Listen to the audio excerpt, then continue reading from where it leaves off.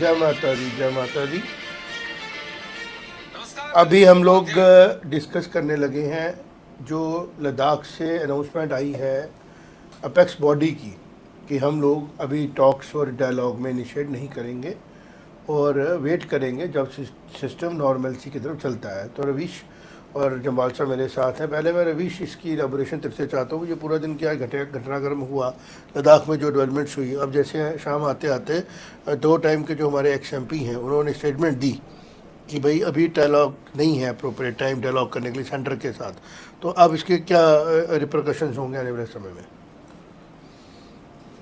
जी देखिए, टॉक्स जो apex body है जो टॉक्स करने से मना कर रही है, मुझे कहीं ना कहीं लग रहा है कि देखिए, जो लद्दाख है, लद्दाख एक सभ्य समाज है जिसने हमेशा से बातचीत को ही अपना एक ज़रिया माना है और उसी तरीके से अपने प्रॉब्लम्स को हल करने की उनकी हमेशा से मंशा रही है। लेकिन एक तरफ से थोड़ा सा, जैसे जिस तरीके से जो एलबीए ने, जो अपेक्स बॉडी है जो बातचीत कर रही है सरकार के साथ, उन्होंने जो क्रोध क्रोध और डर का विषय बताया है, उसको उन्होंने बोला है कि जी हमें बातचीत नहीं करनी है अभी। लेकिन कुछ हद तक ये भी मानना पड़ेगा कि इस टाइम पे समय भी अनुकूल नहीं है बातचीत का। लेकिन अंततः उनको भी समझना पड़ेगा कि लद्दाख में जो हालत बनी, क्योंकि आपने बातचीत ही जो अपने है प्रदेश में वो भी एक कहा, जरिया है तो वहां पे स्टेट रूट को लेकर मांग की जा रही थी। अब कुछ दिन पहले हम देख रहे थे कि जो हमारे टू टाइम एमपी थे उन्होंने वॉकआउट कर दिया था पहली वाली बॉडी से जब वांगचुक जी ने एंटर किया था, और हमने न्यूज़ भी लगाई थी।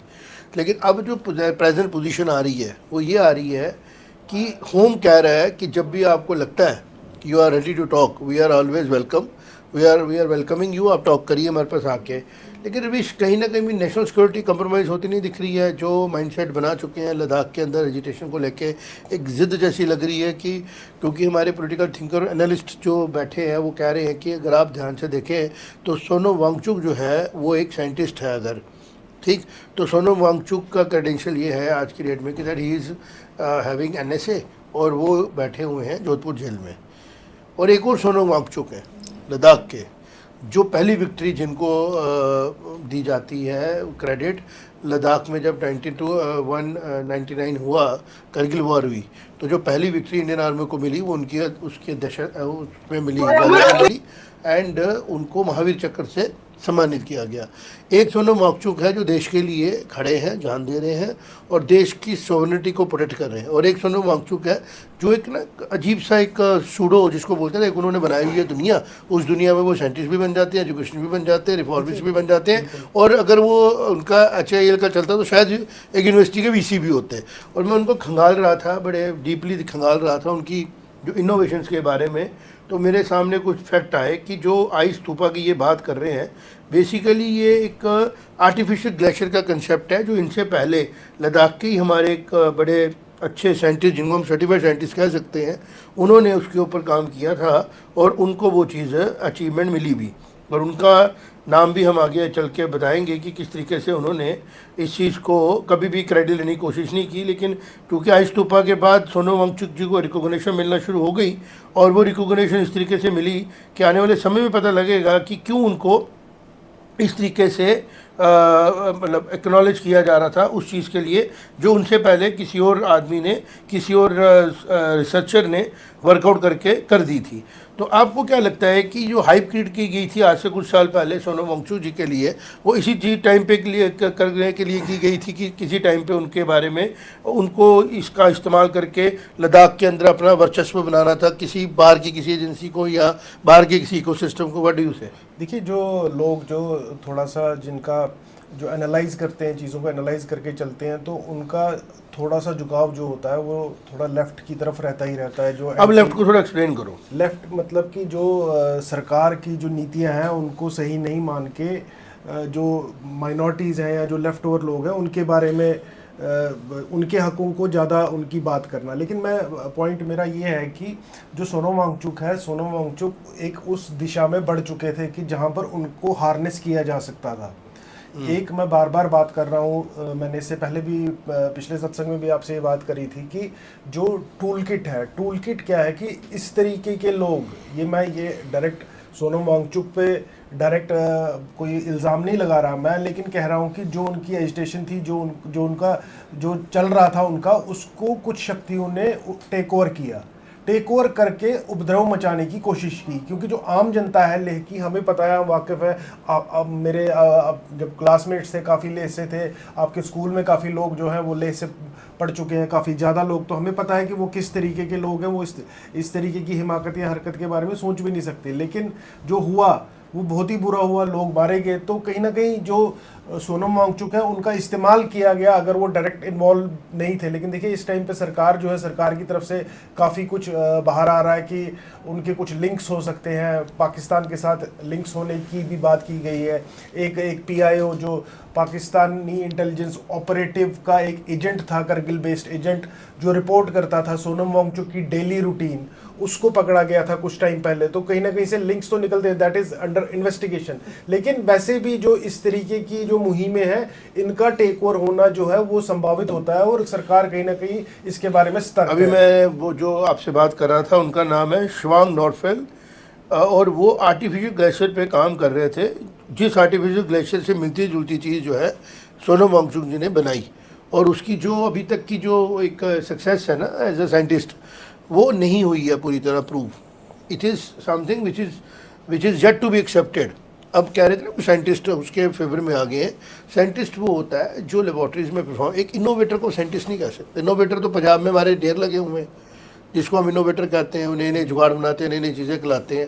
लेकिन उसी इनोवेशन के बीच में अगर वो एक दिन आ जाते हैं, लेट्स एक्सप्लोर सम टाइम कि लेट अस से कितने MLAs हैं लद्दाख में जो बन पाएंगे जब कभी लद्दाख में स्टेट दी जाएगी। लेट अस सपोज कितने, अभी कितने हैं और कितने होंगे और कितने हो सकते हैं। तो ये पहली असेंबली होगी which will not touch a double digit. और ये अगर MP की भी बात करें हम कितने, तो मुझे ऐसा लग रहा है कि ये फैक्ट है, जो फैक्ट्स हमारे सामने आ रहे हैं कि जो लद्दाख में ना एक बड़ा इमेच्योर जिसको बोलते हैं ना, एक इमेच्योर तरीके से उसको हैंडल किया गया by the people who are having save in the local public. कि श्वांग जो हमारे सोनम वांगचुक जो है वो अमिताभ बच्चन के प्रोग्राम में पहुंच जाते हैं, वहाँ पे जाके वो लोग, वहाँ पे उनको पूछा जाता है कि भाई आप बड़े रेप्यूटेड हो, क्योंकि एक PR एक्सरसाइज भी लग रही थी कि हो रही है उनके ऊपर। फिर 3 इडियट मूवी बन जाती। बॉलीवुड इधर इतने नेशनल हीरोज़ हैं, बॉलीवुड अगर मूवी बनाता है सोनम वांगचुक महावीर चक्र पे, कि जो पहली विक्ट्री मिली हमें, वो विक्ट्री मिली हमें बाय सोनम वांगचुक, जिनको महावीर चक्र भी दिया गया 99 की जो हमारी करगिल वॉर में पहली, और वो टर्निंग पॉइंट बना कि 30-40 लोगों को 30-40 लोग थे उनके पास टोटल, और उनके सामने जो पाकिस्तानी ट्रूप्स थे वो 100+ थे। तो सोनम वांगचुक जी ने फाइट करके उसको हराया, और वहाँ से उनको एक मोटिवेशन मिली बाकी सोल्जर्स को भी कि हम लोग हिल्स पे काम कर सकें। हैविंग सेड दैट, मैं ये देख रहा था कि क्या व्हाट इज़ द डिमांड। तो मुझे ऐसा लग रहा है कि अभी जो सिचुएशन है ना, क्योंकि जो हमारे अभी एट प्रेजेंट जिन्होंने स्टेटमेंट दी, 2 टाइम MP जो रह चुके हैं, बड़े सीजनड इंसान है, उन्होंने बड़े कैलकुलेटेड तरीके से कहा कि बिल्कुल ठीक टाइम नहीं है इस टाइम टॉक्स का, बिकॉज लोगों की शहादत हुई है। इसके बीच में मैं नोटिस कर रहा था कि जिन 2 लोगों की वजह से क्राउड भटका, वो भी समझना ज़रूरी है कि उनकी क्या हालत है। लेट अस सपोज कि जो लोग उस टाइम पे बीमार हुए वो तो ठीक है अभी, लेकिन उन लोगों से आपने इंस्पायर किया गया कि वो शायद उनकी सेहत इतनी ख़राब हो गई है कि उनको कुछ हो जाएगा, तो उसके लिए आपने 4 लोग जो हैं वो एक्साइट करके। एक बड़ा सवाल ये है कि पहली गोली कब चली? क्या पहली गोली ऐसे चल गई जब हमारा जस्ट वो एजिटेशन कर रहे थे, या पहली गोली चलाने से पहले ऑफिस को जलाया गया, अटैक्स किए गए, और कह रहे हैं कि 70-80 लोग उसमें ज़ख्मी हुए हैं। ज़ख्मी किस में हुए हैं? अभी स्टैम्पीड हुई है हमारे साउथ में, तो आप उसके लिए किसको रिस्पॉन्सिबिलिटी बनाएंगे? ये बेसिकली ना मॉब का एक माइंडसेट होता है। मॉब जितनी भी दुनिया में एट्रोसिटीज़ होती है ना, भीड़ कराती है। ये भीड़ का जो माइंडसेट है ना, इसके ऊपर बड़ी रिसर्च की गई है, उसके ऊपर मैंने भी स्टडी किया। अगर आप कोई बहुत बुरा काम कराना चाहते हो ना समाज में, बहुत बुरा, मतलब आप भीड़ इकट्ठी कर लो, भीड़ में जस्टिफिकेशन हो जाती है। भीड़ मास रेप्स करती है, भीड़ सड़क पे निकलेगी तो दुकानों को आग लगा देगी, भीड़ इनोसेंट लोगों को मार देगी, भीड़ इतनी उग्र हो जाती है कि उनको एक दूसरे को देख देख के ना एक वो इनकी वो शुरू हो जाती है, एग्रेशन बढ़ता है। भीड़ में। तो वही भीड़ जब एक शेप ले रही थी और सोनम वांगचुक जो थे उनको एक फेस मिल रहा था, मेरी एक ही ऑब्जर्वेशन है कि क्यों सोनम वांगचुक ने कभी भी पॉलिटिकल फेस बनने की कोशिश नहीं की। He wanted to become larger than assembly, larger than hill council, larger than elected members, because उनके साथ डायरेक्ट कनेक्टेड थे वो बच्चे जिनके बाद साथ वो जुड़े हुए थे। तो ये तो स्टडी का विषय है। जहाँ तक मैंने ऑफिशियली देखा, मैं काफ़ी क्लोजली लद्दाख के साथ एसोसिएटेड हूँ और देखता भी हूँ, तभी मैंने लद्दाख को हमेशा अपने फैमिली की तरह समझा है। और मेरे पास रिकॉर्ड्स है हाउ आई बिहेव्ड, सख्ती भी करनी पड़ी बच्चों के साथ, लेकिन उनको पहुँचाया कहीं पे। आज दुख किस बात का हो रहा है, जिस लद्दाख को मैंने उस टाइम पे बोला था कि लद्दाख में एक FIR नहीं होती थी रविश, लद्दाख में पुलिस स्टेशन में काम ही नहीं होता था, बिल्कुल नहीं। क्राइम ज़ीरो था।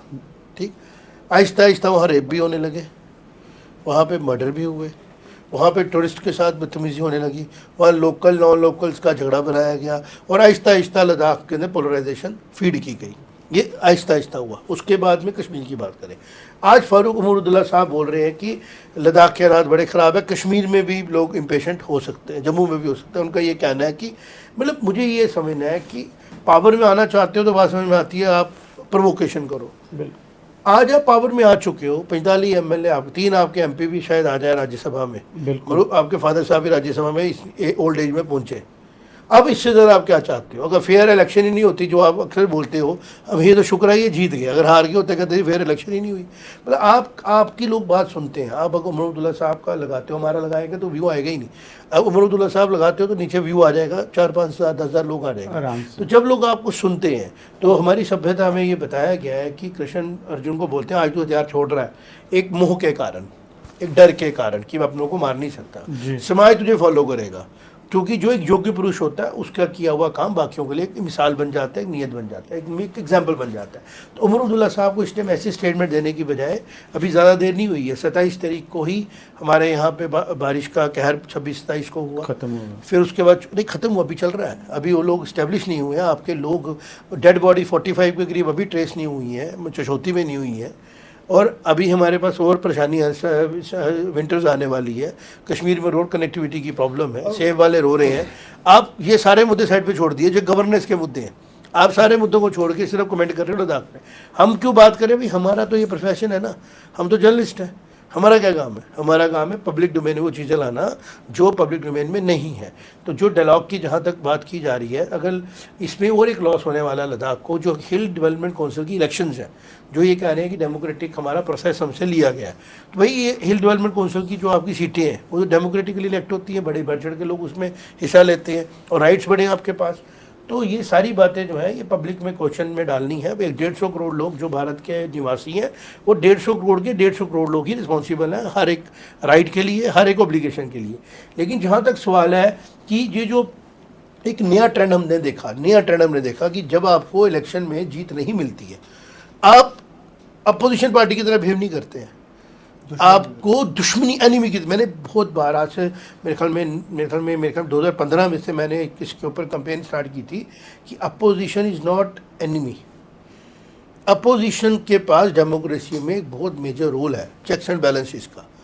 फ्रिक्शन है जिससे गाड़ी चलेगी, फ्रिक्शन साइंस समझते हैं ना आप, फ्रिक्शन से गाड़ी चलती है, फ्रिक्शन से ग्लास खड़ा है, ये यहाँ पे ये चीज़ जो खड़ी है फ्रिक्शन से खड़ी है। बट अगर आपकी फ्रिक्शन इतनी बढ़ जाएगी तो बर्न कर देगी ना।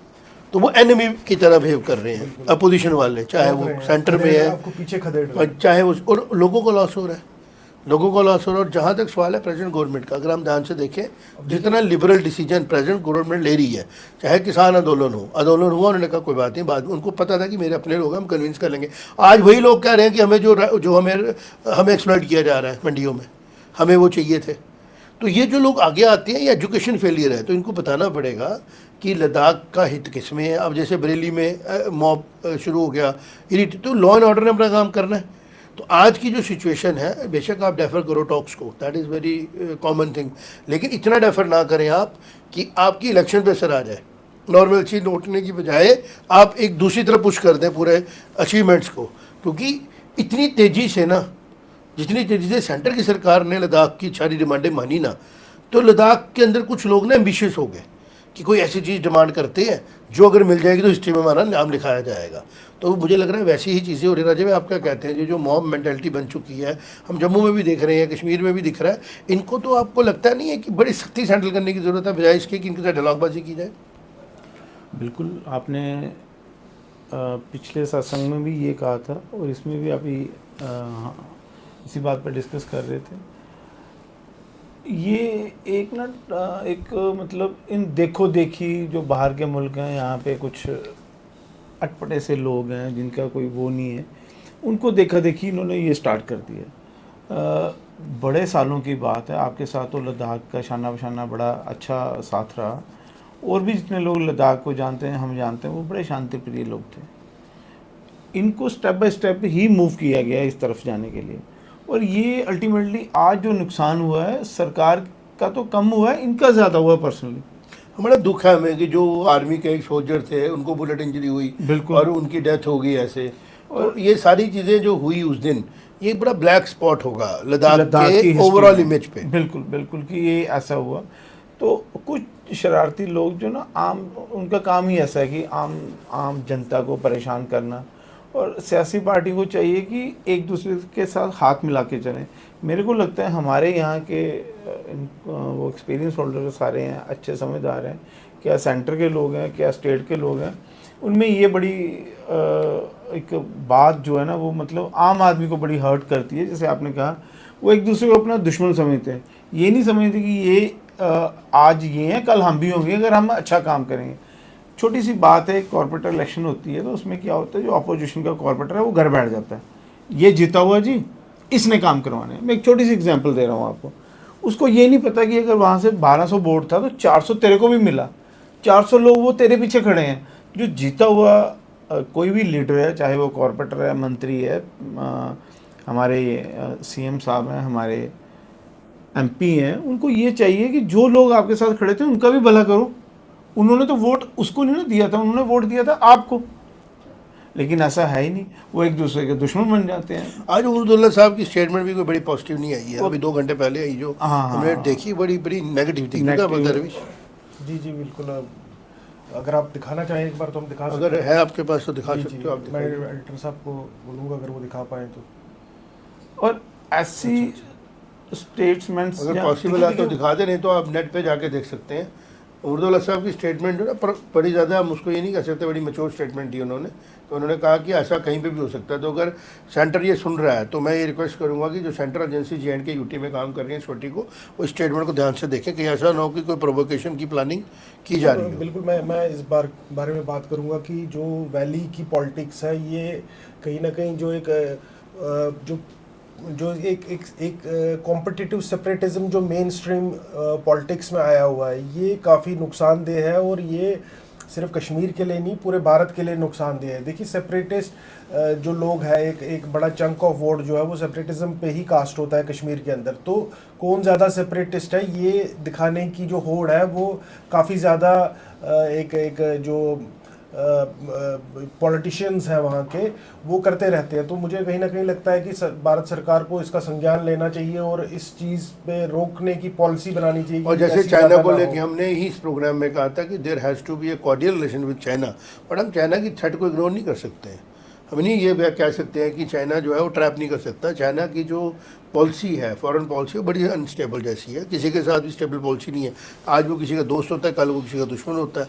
तो उसका जो माइंड सेट है वो समझ के ही डिसीजन लेने की ज़रूरत है। अगर ये डिस्टर्बेंसेस हो रही हैं तो हमें ये देखना ज़रूर पड़ेगा, सारी एजेंसीज को खंगालना पड़ेगा। आज उनकी वाइफ इंटरव्यू दे रही थी कि इन्होंने अपनी पर्सनल इनकम का दिया, मैंने पूरा खंगाल मारा उनका जितना भी प्रोफाइल था कि ना वो टीचर है कहीं पे, ना वो प्रोफेसर है कहीं पे, ना उनके को प्रोडक्ट मार्केट में बिक रहे, तो उनकी पर्सनल इनकम वहाँ कहाँ से रही है, वो क्या सर्विसेज बेच रही है। It's not about anybody else. और दूसरी बात ये और भी ज़्यादा अंडरस्टैंड करने की ज़रूरत होगी, क्योंकि जो टाइमिंग थी ना उनकी, अक्सर वो टाइमिंग जो हो रही थी ना वो मैच कर रही थी अदरवाइज डिस्टर्बेंसेस के साथ। जो नेपाल के एंगल लोग बोल रहे हैं इसको भी खंगालने की ज़रूरत है। मैंने सुना था कि कुछ टाइम इन्होंने नेपाल पे भी बिताया है, और नेपाल आपको पता है एक एक्टिव जगह है जहाँ पे ISI बड़ा एक्टिव है। और मुझे लगता है ये टाइम भी वही था जब कंधार वगैरह हुआ था 98-99 में, उसके टाइम पे ये सारी चीज़ें जो है हमें देखनी पड़ेंगी बड़े गहरे तरीके से, क्योंकि अक्सर वही लोग जो हैं वो यूज़ किए जाते हैं बाय फॉरेन एजेंसीज़ जो लोग पॉपुलर होते हैं, हमने मूवीज़ में भी एक प्लॉट देखा हुआ है, अच्छी मूवीज़ में भी, स्पाई मूवीज़ में भी, कि आम लोगों को नहीं प्लॉटिंग मिलती है, खास लोग होते हैं जिनके थ्रू आने वाले समय में गवर्नमेंट्स को वीक किया जाता है। तो लद्दाख की जनता बहुत सिंसियर है, बहुत ईमानदार है, और अब हमें एक चीज़ की सेटिस्फेक्शन है, जो अब आए हैं ना फ्रंट में, वो 2 टाइम MP है, मैच्योर है, समझदार है, और उन्होंने बड़ी मैच्योरिटी से डिसीजन लिया है आज कि फिलहाल हम टॉक्स नहीं करेंगे, सेंटर वेट्स, और सेंटर ने भी बड़ी मैच्योरिटी से कहा कि हम वेट करेंगे आपका, जब आपको लगता है कंफर्टेबली आओ। लेकिन इन दोनों स्टेटमेंट को, उमर अब्दुल्ला की स्टेटमेंट जो आई वो थोड़ी सी प्रोवोकेटिव लगी कि हालात ख़राब हो सकते हैं, ख़राब होने की तरफ जा सकते हैं, क्योंकि सेंटर ने हमें कहा था कि पहले हम डिलिमिटेशन करेंगे, फिर इलेक्शन स्टेट देंगे। लेकिन जहाँ तक ग्राउंड रियलिटी की बात है, अभी J&K की जो हालात है, जो अभी हालात हैं UT के, ये स्टेट देने के नहीं हैं। कोई लोग मेरा बुरा माने, क्योंकि सिक्योरिटी थ्रेट है। पहलगाम को हुए साल नहीं हुआ, धर्म पूछ के मारा गया है। और अगर हम ये देखें कि उसमें लोकल एंगल था, उसमें 1500 लोग उठाए गए या 2000 लोग उठाए गए टू इंक्वायरी, क्या स्टेट गवर्नमेंट होती, पुलिस J&K स्टेट गवर्नमेंट के पास होती तो स्टेट गवर्नमेंट उठाने देती? क्या वो एक पॉलिटिकल मुद्दा नहीं बन जाता इनके लिए? तो ऐसे ही कंप्रोमाइज़ कर करके सिक्योरिटी को कमज़ोर किया गया। और अब जो सिक्योरिटी थ्रेट है ना, वो बॉर्डरों से नहीं है, वो अंदर से भी है, वो परसेप्शन से भी है, वो नैरेटिव से भी है, वो प्रोपेगेंडे से भी है, और ज़्यादा खतरनाक है। जैसे जो जेंजी प्रोपेगेंडा आपने देखा ना, ये प्रोपेगेंडे का तो बॉम्ब है बिल्कुल, कि 2-4 लाख बंदे लोगों को रोड पे ले आओ और वो बॉम्ब बना दो, बिल्कुल बिल्कुल, और उसका एक्सप्लोड होने दो। तो ये जेंजी वर्ड नहीं मैं इसको बोलूँगा, मैं बड़े देर साल पहले बोलता था क्या हो जाएगा अगर सारे लोग सड़कों पे आ जाएंगे तो बड़ी मुश्किल हो जाएगी। लेकिन उस टाइम पे आना कैसे था, क्योंकि उस टाइम पे लोगों को मैसेज देना, फ़ोन करना, चिट्ठियाँ लिखनी। आज तो आप जहाँ पे स्टम्पीड हो रही है, इसका मेन कारण क्या है? इंस्टाग्राम। और इंस्टाग्राम का मेन एल्गोरिदम कहाँ पे? अमेरिका में। और अमेरिका में कौन सी एजेंसीज एक्टिव है जो बाकी सारी कंट्रियों को गेज रखना चाहती हैं गलत कामों में। तो ये बड़ी क्लीन इसमें जिसको बोलते हैं ना एक परसेप्शन बन जाती है। और अर्थ न्यूज़ का काम है हमारा कि हम लोग गवर्नमेंट तक ये बात पहुँचाएँ, लोगों तक ये बात पहुँचाएँ कि भारत से की जो सरकार आज की डेट में है ये इम्पार्शल है, फेयर है। जो इसकी क्रिटिक्स हैं वो एक भी मुद्दे की बात बताएं जिनको ये लगता है कि भारत सरकार को गलत कर रही है। वो कह रहे हैं जी मिनॉरिटी से गलत हो रहा है। मुझे लगता है अगर सेंटर मुफ्त में मिल रहा है, मिनॉरिटी को मिल रहा है। अगर किसी के साथ आज भी गलत हो रहा है, मेजॉरिटी है वो। बच्चे हमारे तड़प रहे हैं रिजर्वेशंस के लिए, क्योंकि रिजर्वेशन शेयर बहुत ले जाता है। ठीक है जी। जो लोग 25-25 साल से 30-30 साल से लद्दाख में काम कर रहे हैं, वो काम शिफ्ट कर गए यहाँ पे। हमारे कुछ नोन थे, वो इसका काम करते थे, पेट्रोलियम प्रोडक्ट्स का और पेंट्स का। वो शिफ्ट करके कहते यार अब वैसे हालात नहीं रहे, लोग लोकल्स के साथ, तो लोकल्स हमारे साथ उतना ज़्यादा कंड्यूसिव नहीं है। तो ये चीज़ें जो कश्मीर में होती थी ना, वो चलना शुरू होगी कहाँ पे? अब लद्दाख में। तो लद्दाख के लोगों को चाहिए जो नए आपने अपने बनाए हैं स्पोक्स पर्सन, उनकी बात को समझें, सियाने हैं, समझदार हैं, और जो एक्चुअल लद्दाख के हमारे नॉलेजेबल लोग हैं। मैं 1-2 लोगों को जानता हूँ, लोटस जो पूरे इंडिया J&K को बताते हैं इन्फॉर्मेशन। वो LSH के प्रेसिडेंट रहे, वो पॉलिटिकल थे, बट उनको पॉलिटिकल स्टेटमेंट देते देखा नहीं कभी। मैं उनको जानता हूँ पर्सनली, लोटस को और सोनम लोटस। और उन्होंने LSH के साथ जम्मू कश्मीर में शाना बशाना चल के ऑल लद्दाखी स्टूडेंट यूनियन, आप देखिए स्टूडेंट यूनियन में भी डिफार हुआ था। करगिल अलग हो गया था, अब फिर बुद्धिस्ट अलग हो गए थे और नॉन बुद्धिस्ट अलग हो गए थे। तो इतना डिवीजन लद्दाख ने देख लिया था, अग्रेशन आ चुका था। अब अगर ये अग्रेशन पब्लिक डोमेन में आया है, पूरे इंडिया में पता लगा कि इस तरीके का अग्रेशन भी हो सकता है, तो इस चीज़ को समझने की बड़ी सख्त ज़रूरत है। और हम लोग एम्पलीफाई करेंगे इस चीज़ को अच्छे तरीके से। और नेशनल सिक्योरिटी का जो हम मुद्दा लेके चल रहे थे, उसके ऊपर कमेंट ये है कि नेशनल सिक्योरिटी जो होती है ना, जब नेशन सिक्योर होता है तो ही उसके सिटीजन सिक्योर होते हैं। तो ये जो सेंटर की सरकार है, अगर ये किसी भी दबाव में आके, किसी भी प्रेशर में आके कोई भी ऐसा डिसीजन लेती है जो ये ले रही थी, मुझे लगता है उन्होंने बड़ा फास्टली लद्दाख की बातें सुनी, उतनी तेज़ी से जम्मू की बात नहीं सुनी इन्होंने, उतनी तेज़ी से कश्मीरी पंडितों की बात नहीं सुनी जितनी स्पीड से उन्होंने। उसका कारण था back performance of Ladakh people, कि जो लद्दाख के लोग थे स्काउट एंड गाइड्स में, लद्दाख स्काउट्स में, वो लोग वहाँ पे अच्छा काम कर रहे थे। विश्वास था कि ये लोग देश के लिए जान देते हैं। बिल्कुल पूरे भारत के लोगों के अंदर जो एक मैसेज गया है, सोनम वांगचुक थोड़ी सुधार सकता है। अच्छा, दूसरी बात ये देखो, लद्दाख जैसी जगह पे जहाँ इनकम ही नहीं है लोगों की, वहाँ पे 6-7 करोड़ की फंडिंग आ रही है। वो कह रहे हैं हमने डॉक्यूमेंट में रिफ्लेक्ट की है। भाई 6 करोड़ रुपया बहुत अमाउंट होता है, थोड़ा अमाउंट नहीं होता है। तो वो आपकी लाइफस्टाइल के लिए बहुत है, आप तो अनशन करके जो मर्जी करते रहो। हम लद्दाख की अगर बात करें, मुझे नहीं लगता है कि किसी भी और इंसान को, इवन MP जो वहाँ काम कर रहे हैं, वो अपनी बुक्स में ये बता सकेंगे कि मुझे टूरिज्म से 6 करोड़ रुपया आया पर ईयर।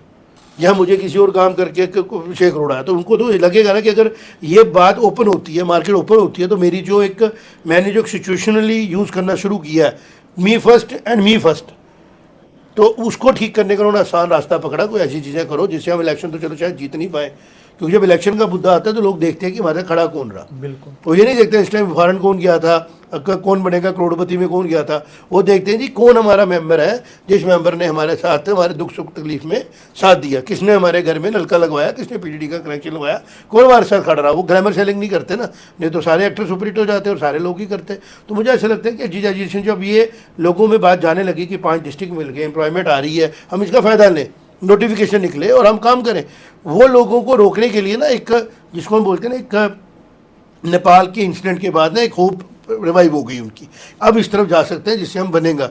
लेकिन सेंटर ने बड़ा एप्टली बिहेव किया, अगर क्राइम होगा तो उसके अगेंस्ट एक्शन जो है वो एज पर लॉ ही होगा, उसमें कोई पॉलिटिकल एक्शन नहीं होगा। तो आज जो डिसीजन हुआ, ये भी जो डेफर करने की बात की गई, ये भी नॉन पॉलिटिकल है, सिचुएशनल डिसीजन है। लेकिन नेशनल सिक्योरिटी को लेके मैं तो ये कहता हूँ, अपील करता हूँ पूरे भारत के लोगों के साथ कि प्लीज़ गॉड से सारी चीज़ों को साइड पर रखिए।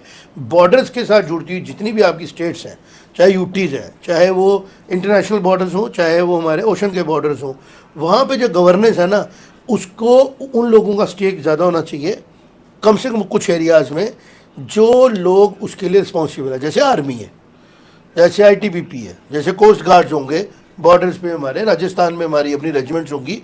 अगर हम उनको डिप्राइव कर देंगे ना वहाँ पे, और उनसे ताकत लेके किसी लोकल गवर्नमेंट को दे देंगे, लोकल किसी पॉलिटिकल इंस्टीट्यूशन को दे देंगे, तो हम लोग देश के लिए बड़ा बड़ा खतरा पैदा करेंगे। तो एक और मुझे लगता है इस गवर्नमेंट को स्ट्रॉन्ग स्टेप लेने की ज़रूरत है फॉर सिक्योरिंग दी बॉर्डर्स, कि जैसे उन्होंने कहा ना पंजाब में इतनी एरिया तक हम रहेंगे, इससे नहीं रहेंगे, ऐसे ही लद्दाख जैसा जो एरिया है, जम्मू के जो बॉर्डर्स हैं, इवन राजस्थान के जो बॉर्डर हैं, कोस्ट लाइन्स हैं, वहाँ पर एक स्ट्रॉन्ग स्टेप लिया जाए। Don't treat the state as a normal state और नॉर्मल यूटी, क्योंकि इसके थ्रू ही ड्रग्स आएगी, इसी के थ्रू। और मैं आपको बताऊँ, छोटे होते हम देखते भी थे कि लद्दाख के कुछ लोग जम्मू कश्मीर में आते थे, अपने साथ वो चाइनीज सामान लाते थे, एक बड़ा पोरस था कि वो सामान वहाँ पे मिलता था। आज हम उसको क्या बोलेंगे, we can not tell it कि वो नॉर्मल एक प्रोसेस है। तो जहाँ पे इतना पोरस बॉर्डर्स हों, जहाँ पे इतनी ज़्यादा चीज़ें जो है वो वनरेबल हों, वहाँ पे हम लोग गवर्नेंस किसी ऐसे इंस्टीट्यूशन को दे दें जो मैनेज किया जा सकता है। तो हम तो अपनी नेशनल सिक्योरिटी को खुद ही अपने हाथों से ख़राब कर रहे हैं। और अगर जो प्रेजेंट भारत की सरकार है, लोग इसको जो मर्जी कहें, जैसा मर्जी एलिगेशन दें, वो जनता से द्वारा चुनी हुई प्यारी सरकार। और जो लोग ये कह रहे हैं कि 240 सीटें आई, फिर भी उन लोगों से ज़्यादा आई जिन लोगों ने कुर्सियाँ खाली की। तो ये एक बड़ा अचीवमेंट है भारत के लोगों को, डिसाइसिव गवर्नमेंट बनाई। और एक और अचीवमेंट होगा कि अगर इनोसेंट 4 लोग कहेंगे, जो जिनको गोली लगी, गोली थोड़ी देखती है कि पता किसने मारा था, और वो थोड़ी किसी को मारना चाहते थे, उन्होंने तब गोली चलाई। इसके बारे हम कमेंट नहीं करेंगे। Let there be a probe. मुझे लगता है बहुत जल्दी सेंट्रल गवर्नमेंट की तरफ से और स्टेट गवर्नमेंट की या यूटी गवर्नमेंट की तरफ से भी प्रोब जो है ऑर्डर हो जाएगा, और बड़ी फेयर इन्वेस्टिगेशन की जाएगी, और ये जाना जाएगा कि पहली गोली कब चली और गोली चलाने से पहले क्या हालात थे। वहाँ पे इंक्वायरी होगी, वहाँ पे विटनेसेस होंगी, वहाँ पे सारी चीज़ें होंगी, सीसीटीवी फुटेज निकाला जाएगा, और उसके बाद जो भी इसके लिए कल्प्रिट होंगे ना, सेंटर की गवर्नमेंट की तरफ से मुझे नहीं लगता कोई लापरवाही की जाएगी उनको सजा देने के लिए। बिकॉज सेंटर ने हर पॉइंट पे ये साबित किया है कि लद्दाख के लोगों के साथ उनका दिल धड़कता है। तभी मैं देख रहा था ना, किसी और को ऐसा प्रिविलेज मिला ही नहीं जितना प्रिविलेज लद्दाख के लोगों को सेंटर के द्वारा दिया गया। तो मिलते हैं आपके साथ नेक्स्ट डिस्कशन में, और नेशनल सिक्योरिटी को पैरामाउंट रखेंगे, और कोई कंप्रोमाइज़ जो है वो नेशनल सिक्योरिटी का किसी पॉइंट पे नहीं होने देना।